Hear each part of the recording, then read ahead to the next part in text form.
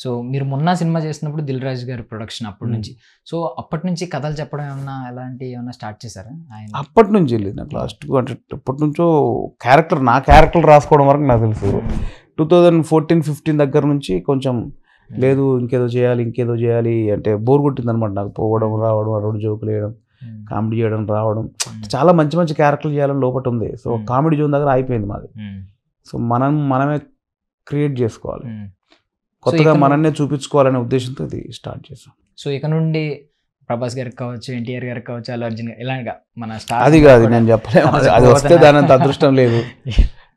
కానీ ఇప్పుడు నేను అది ఎట్టు తీసుకెళ్తుందో నాకు తెలియదు కదా. దీని తర్వాత ఎట్టు తీసుకెళ్తుందో దాన్ని పట్టుకొని వెళ్ళిపోవడమే.